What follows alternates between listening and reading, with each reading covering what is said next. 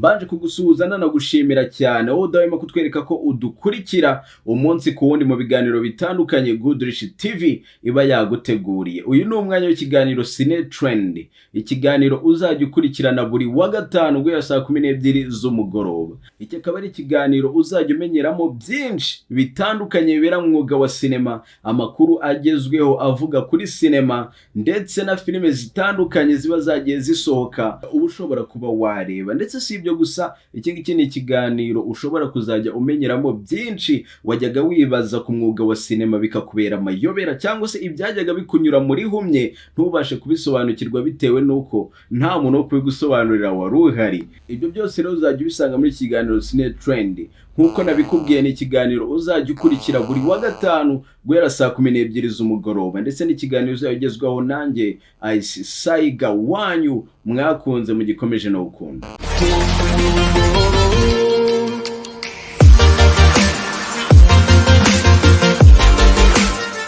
Uko nakubwiye rero, mu kiganiro cyacu Cine Trend tuzajya tugiramo umwanya wo kuba twabasha gusobanukirwa byinshi tutajyaga dusobanukirwa bibera mu mwuga wa sinema, cyangwa se ibyajyaga bitunyura muri humye bibera muri uyu mwuga wa sinema. Ushobora kwibaza ngo kuri uyu munsi wa none twaguteguriye iki? Kuri uyu munsi wa none rero twaguteguriye filime tugiye kuba twaganiraho, ndetse ni filime ifite byinshi tutavugaho muri uyu mwanya muto tuba dufite ngo tubisoze, ariko nanone tuba twagiye tukureberamo bimwe by'ingenzi ushobora kuba wamenya kuri iyo filime. Iyi rero nkaba nzi neza yuko ari filime wowe dukurikiye ushobora kuba wararebye inshuro zinarenze imwe, kuko ni filime iba yaragiye igakundwa bikarenga kugukundwa gusa, ahubwo ikinjira mu buzima bwacu, ikinjira mu mibereho yacu.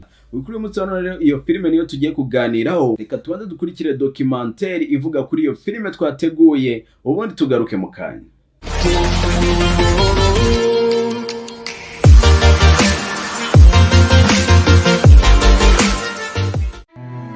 You will conceive and give birth to a son, and you will call his name Jesus. Nongeye kugusuzana nagushimira cyane udahema kutwereka ko udukurikiye umunsi ku wundi, ni iby'agaciro cyane kuba tugufite. Iki kiracyari ikiganiro Cine Trend. Uyu nguyu akaba ari umwanya twageneye documentaire cyangwa se ukite icyegeranyo. Ushobora kwibaza ngo kuri uyu munsi wa none twaguteguriye iki?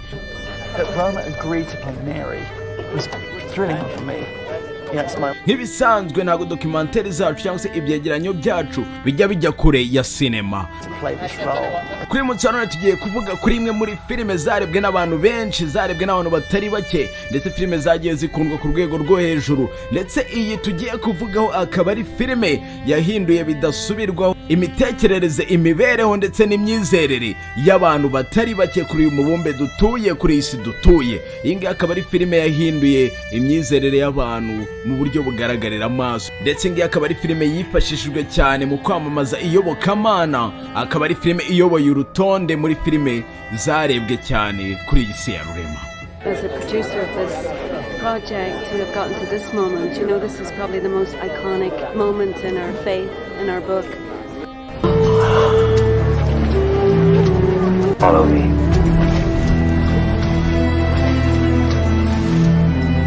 Iyo rero nta yindi ni filime yiswe The Bible, cyangwa se uyite Son of God, umwana w'Imana. Ndetse akaba ari filime yagiye ikinwamo verisiyo nyinshi zitandukanye, igahabwa n'amazina atandukanye, ariko n'ubundi inkuru igenda igarukamo akaba ari imwe. Iyo ngiyo ni filime mwebwe wowe udukurikiye muri aka kanya ushobora kuba wita filime ya Yesu cyangwa se filime ya Yezu, bitewe n'uburyo ki ubyizera cyangwa se n'ururimi ukoresha ubivugamo. Hat well and firmly on my head, so I wasn't thinking in terms of performance at all, to be honest with you. Yeah, for sure. Set. Okay, Camera action. Filime rero ifite byinshi tutayivugaho muri aka kanya mu minota tuba dufite ngo tubisoze, ariko ngiye kuganira muri bimwe by'ingenzi utaruzi kuri iyi filime, ndetse n'ibyo ushobora kuba wayimenyaho. Ndabizi ko abatarayirebye muri mwebwe mu nkurikiye muri aka kanya muri bakeya. Of the birth of Jesus.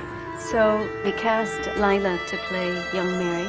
Akajyum kimwe 1979 nibwo umuryango umwe ushingiye ku iyobokamana atangiye igitekerezo cyo kuba wafata zimwe mu nkuru zari zizwi cyane mu iyobokamana ukazikoramo filime. Icyo gihe iyo projet bayise Jesus Film Project. nyuma y'inozwa ry'igitekerezo cyo gukora iyo filime nibwo hatangiye gahunda yo gushaka abakinnyi cyangwa se ibyo twita casting bazakina muri iyo filime, bazagitinga muri iyo nkuru. So I stepped into the role, opened my heart to it, and it really stretched me as an actor. Gutoranya abakinnyi bazagaragara muri iyo filime ku ikubitiro habonetse abakinnyi 900 bose, bivuze ngo casting yitabiriwe n'abantu 900. Bose bitabiriye muri iyo casting bari abahanga cyane muri icyo gihe mu mwuga wo gukina filime. Sa muri abo 900 byarangiye bahisemo uwitwa Brian Dencon. Uyu nguyu akaba ari umukinnyi wa filime w'umwongereza ngendeye ku bumenyi yari afite mu gukina filime muri icyo gihe. Iki gikorwa kandi cyo guhitamo bazagaragara muri iyi filime cyari gihagarariwe na producer wayo ariwe John Heyman. It's a horrible thing to happen to anybody. Byari ibintu biteye ubwoba ko byagira umuntu wese bibaho. To create the scars and the whip ndetse kugira ngo tureme ibikomere yagize along with it really makes you think about ndetse n'ibigendana nabyo and what Jesus really went through. kugira ngo neza bigaragare nyine bimere nk'ibyabaye kuri Yesu Kristo. I mean, it's horrible. It's absolutely horrific. Mu by'ukuri byari biteye ubwoba pe. Half an hour recreating a wound that was just inflicted. Twamaze nk'isaha n'igice tugerageza nyine gukora make-up kugira ngo igaragare nk'ariya nyayo. Iyi role kandi ikaba yaragiye ihabwa abakinnyi bagiye batandukanye mu mafilime agiye atandukanye ariko nanone ahuje inkuru. Ubwo yari ku musaraba hari hari umuyaga mwinshi, abantu bose bagerageza kuvuga nkagerageza kumva ariko ntabwo bashaka kumva ko umuyaga wari mwinshi. Nakomezaga mbona abantu bagenda, natangiye gutekereza ko ni njyenyine ntagira no gusakuza. Gusa mu nyuma naje kumenya ko ko nari nibeshye, kubera ko bagerageza kugira ngo nyine dukore uko dushoboye dukora ibya mbere. Kuri uwo musaraba rero nyuma y'icyo gihe natangiye noneho kureba buryo ki buri umwe wese ari gukora uko ashoboye kugira ngo akore akazi ke neza.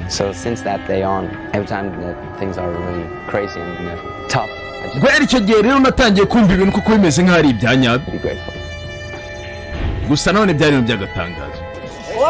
Let's have a nice round of applause for Diego and our two criminals, guys. Well done. And when he came off that cross, he just collapsed. In our faith. Ndabizi ko rwose uyu nguyu ari umwanya mwiza utangaje Crucifixion of Jesus. ndetse mu bizera bigiye kugira byinshi bihindura kubera iyi nkuru ya Yesu. Where are these from?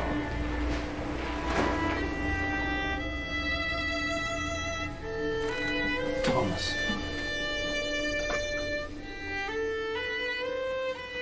I always believed Roma needed Nahoze nizera ko this series. We're never going to Roma yakabaye ubundi iri muri iyi seri. do this again in the rest of their lives. Ibi ngibi ntabwo bazigera bongera kubikora ukundi mu buzima bwabo. This is one Ni rimwe ryonyine, opportunity. niyo mahirwe yonyine. And to play Mary from the get-go. Ntabwo nigeze mpanga gukina nyine iriya role ya Mary I had cyangwa se ya Mariya. actually never planned to be. Nta nubwo nigeze mpanga kuba naba ndi muri iyi filime. Who do you say I am? You are God's Messiah. Ese uko nakubwiye iyi filime yagiye ikinwamo verisiyo zigiye zitandukanye ariko nanone nyine inkuru ikaguma ari imwe. Sa kuri uyu munsi wa none uwo twafasheho umwanya tugiye kuvugaho cyane Brian Dencon, umukinnyi wa filime w'umwongereza wamenyekanye cyane ndetse bikarenga uruhando rwa filime gusa ahubwo bikagera no mu mibereho y'abantu ndetse n'imyizerere yabo, aho umubare munini w'abatari bake kuri isi dutuye bafata isura y'uyu mugabo Brian nk'ishusho igaragaza Yesu Kristo cyangwa se isura ya Yesu Kristo bitewe na role yakinnye muri iyi filime. Phoned immediately with his agent. His agent said he's not in town, meaning London. He said he's actually in Los Angeles. It was like, amen. Turutse kuri iyi filime uyu mugabo Brian Dencon isura yaragiye amenyekana cyane. Amafoto ye amanikwa ku nkuta amagana n'amagana y'abizera iyi nkuru. Raised with actually Diego on it. So the steel plate that's bolted into the ground has to be really strong. Uko tubimenyereye mu ikorwa ryo gushakisha abakinnyi bazagaragara muri filime benshi bita casting, ibyo umukinnyi agomba kuba yuje kugira ngo abashe gukina muri filime runaka cyangwa se abashe kuba yatoranwa bitewe na role. Iyi filime rero ibyo byose nabyo babigendereho bitewe na karite y'umuntu bashakaga. Ubyumve neza, ntabwo uyu mugabo bamuhisemo kubera ko yasaga nka Yesu cyangwa se Yesu Kristo uvugwa muri iyi filime. Bamuhisemo kubera ko yari umuhanga muri uyu mwuga wo gukina filime ndetse ibi ngibi yabikoze ari akazi gasanzwe ko yanabikoze no mu yandi mafilime yagiye akina mu myaka yagiye ikurikiraho. Piece of wood under my feet. and I needed to change because it only has space for one. Nkuko uyu mugabo Brian ubwe ku giti cyagiye abyitangariza ubwo abantu benshi bagiye bakoresha ishusho ye bagira ngo berekane isura ya Yesu Kristo, wobwe yivugiye ko iyi nkuru yakinnye muri iyi filime atayizera ndetse atizera Yesu Kristo nk'umwami n'umukiza. Jesus is being nailed to a cross and then being pulled up by Roman soldiers, and it was very, very demanding, obviously, from the point of view of makeup. So every day we were taking like 2 hours for makeup, the minimum. So during all the carrying the cross and the crucifixion, it's the whole body. Uyu mukinnyi w'umwongereza Brian Denko wabonye izuba mu mwaka w'1949 ufite imyaka 75, ubu bavuga ko nubwo amaze gusaza atabura abamwibeshyaho ndetse abamubona bagatungurwa cyane bakeka yuko babonekewe na Yesu Kristo. Kindi wamumenyaho kandi nuko uyu mugabo usibye filime yakinnye nyuma yaho yagiye akina no mu zindi filime nyinshi zigiye zitandukanye. Aha nakubwira nka No, this is real. My name's Joe Redden and I'm playing Judas Iscariot. Very famous disciple, obviously, as the disciple who betrayed Christ for 30 pieces of silver. Weeping in the Dark yakinnye mu mwaka w'1980. Daenerys version yakinnye mu mwaka w'1983. The First Party of King Henry VI mu mwaka w'1983. Second Party of King Henry VI yakinnye muri uwo mwaka. The Third Party of King Henry VI muri uwo mwaka. Richard III yakinnye mu mwaka w'1983.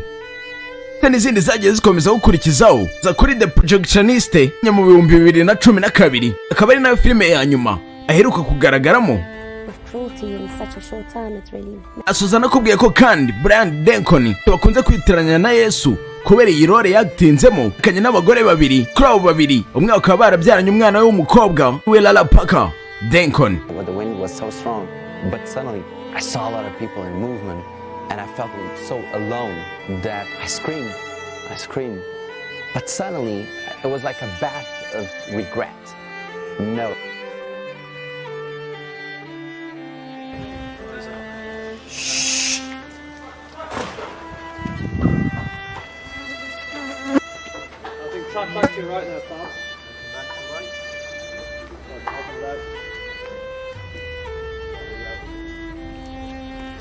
Action!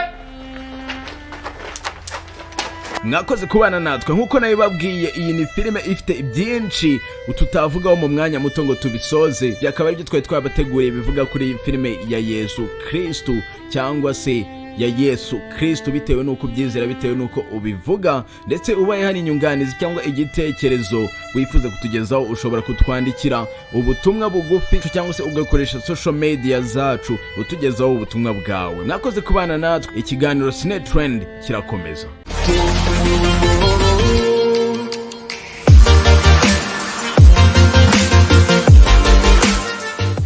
Of course turacyari mu kiganiro Cine Trend. Ndakeka ubu ngubu wamaze gusobanukirwa ko ikiganiro cyacu Cine Trend ni no fake vibes. Iki ngiki nakubwiye ko ari ikiganiro uzajya ukurikiranamo byinshi bibera mu mwuga wa cinema ushobora kuba utajya gusobanukirwa cyangwa se mwe wajyaga wibaza bikakubera nk'amayobera. Hano mu kiganiro Cine Trend turahari kugira ngo ibyo ngibyo ujye bisobanukirwa, ndetse si ibyo gusa, turi na hano kugira ngo tujye tuguhereza amakuru agezweho mu mwuga wa cinema, ibiri kuvugwa mu mwuga wa cinema ndetse atari mu Rwanda gusa, unamenye na cinema y'ahandi uko bimeze, buryo ki yakuze, buryo ki yagiye yiyubaka. Ubwo ndavuga ku bihugu bigiye bitandukanye bifite cinema iteye imbere kurusha yacu, ndetse tubashije kubyigiraho tukanamenya buryo ki bagiye bubakamo cinema yabo, byatuma natwe twubaka cinema yacu igashinga imizi ndetse igakomera cyane. Nk'ibisanzwe ngenda cyari Saiga wanyu mwakunze mugikomeje no gukunda. Iki gice tugezemo rero akaba ari umwanya tuzajya dukurikiranamo filime zigezweho cyangwa se filime ziri trend cyangwa se filime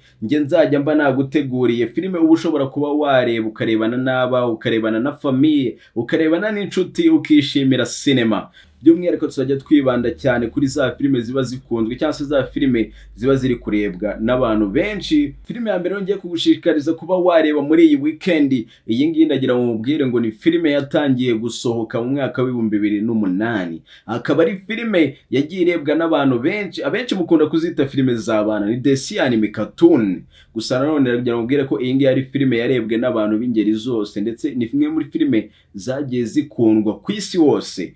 kandi ari dessin anime ari cartoon nkuko bamwe muri mwe mukunze kuzita ngo n'izabana. Ndagira ngire ko iyi ngiyi ari imwe muri filime zarebwe n'abantu benshi kuri isi dutuye. Iyo nta yindi ni filime bita Kung Fu Panda, ushobora kuba warerebye za 2008 ndetse kugenda n'indi myaka yagiye ikurikirana kuko imaze gusohoka ibice bitatu byose mu myaka igiye itandukanye. Iyi filime Kung Fu Panda ikaba itegurwa na sosiyete y'Abanyamerika izwi ku izina rya DreamWorks.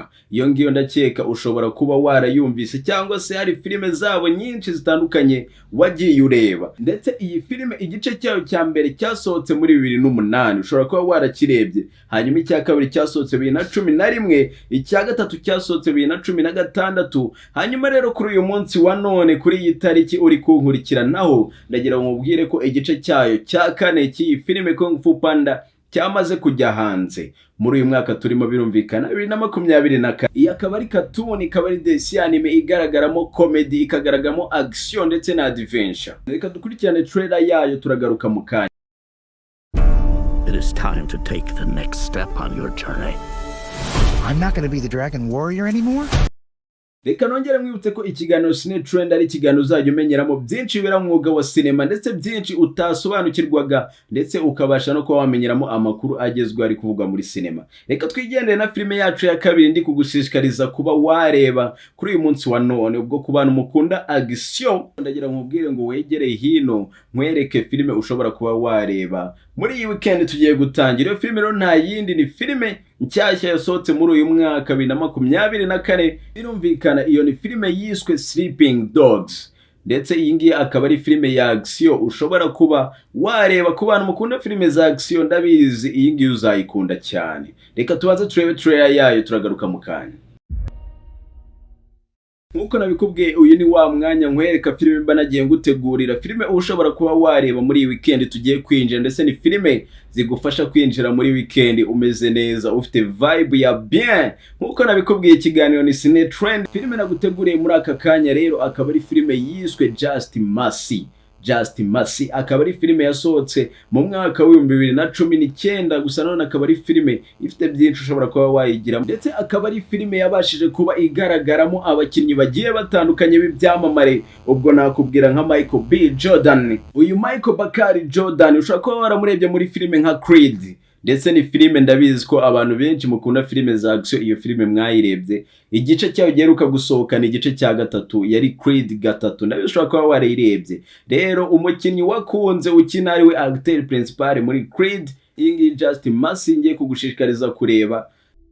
Reka nizere ko filime naguteguriye kuri uyu munsi wa none ziraza kuba ari filime zizagufasha gutambuka muri weekend yawe umeze neza, umeze bon, umeze bien nkuko tubikwifuriza umunsi ku wundi. Ndetse ntago nasoza ikiganiro nagushishikarije gukurikirana filime zisobanuye tugutegurira tukugezaho hano kuri Goodrich TV. Aho ngaho nakubwira nka filime itambuka kuva kwa mbere kugera kwa gatanu, ubwo kuva kwa mbere kugera kwa kane nuguhera saa 12 z'umugoroba ikaba ari filime yitwa Mohani. Ndabizi ni filime mwakunze muri benshi. Hanyuma kwa gatanu izajya itambuka saa 12 n'igice z'umugoroba, birumvikana nyuma y'ikiganiro Cine Trend. Ndetse si yo gusa kubera ko ushobora no gukurikirana indi tubagezaho saa 3 z'umugoroba. Iyo ngiyo ni ukuva kwa mbere kugera kwa gatanu guhera saa 3 z'umugoroba, bayita Ego. Mwakoze cyane rero mwebwe twabanye, mbashishikariza kutazacikwa ikiganiro cyacu cy'ubutaha. Gahunda ni Cine Trend buri wa gatanu guhera saa 12 z'umugoroba, hamwe nanjye Ice Saiga wanyu. Mwakunze mwikomeje no gukunda, iyi ni Goodrich TV.